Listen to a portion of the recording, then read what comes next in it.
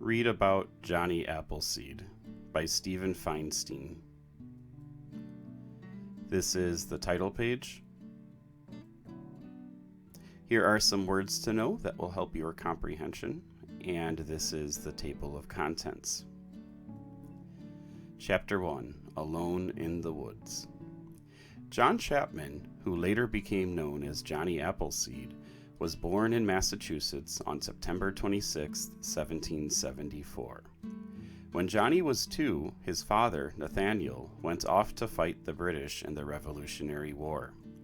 Shortly after, Johnny's mother and baby brother became ill and died. Johnny and his sister Elizabeth went to live with their grandparents.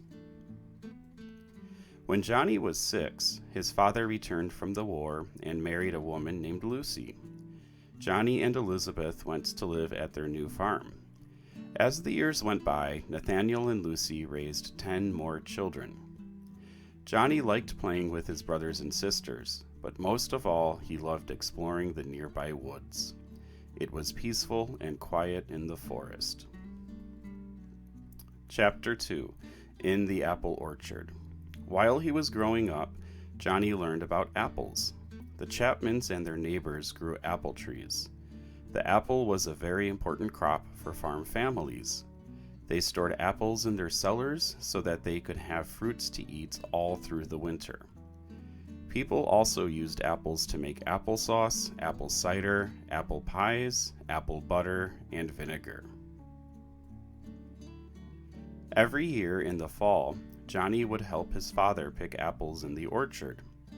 Johnny was just as happy in the orchard as he was in the woods. He was always amazed to see how the beautiful white apple blossoms in the spring became red, ripe apples by fall. Chapter 3, Johnny Goes West. In 1797, Johnny was 23. At this time, white settlers were moving west across Indian lands. They cleared land in the forest and built log cabins. Johnny liked the idea of building his own log cabin. He knew he would be happy in the woods. Johnny had a plan. He would move west and find some good land. Then he would build a house and plant apple trees. Johnny said goodbye to his family and started walking west. He carried a sack of apple seeds. He kept walking until he reached the western part of Pennsylvania. Chapter 4, Johnny Gets a New Name.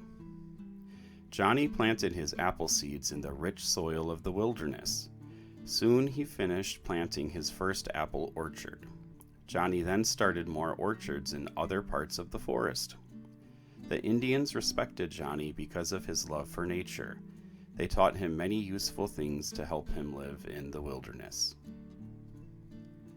When Johnny ran out of apple seeds, he went back east for more. In a few years, Johnny began selling his young apple trees to the settlers. They began to call him Johnny Appleseed. In 1804, Johnny moved further west to Ohio, planting apple seeds all over the wilderness. By now, he had so many apple trees that he often gave them away. In 1845, Johnny got sick while walking through a snowstorm in Indiana. He died on March 18th. Today, apples still grow on some of the trees that Johnny planted. We will always remember Johnny Appleseed for his hard work and gentle life. Here is a timeline of Johnny Appleseed's life. If you would like to read these books about apples and Johnny Appleseed, you can check out these titles, and here are some websites which you are able to explore as well. An index of terms you might want to find more information and the pages that they occur on. The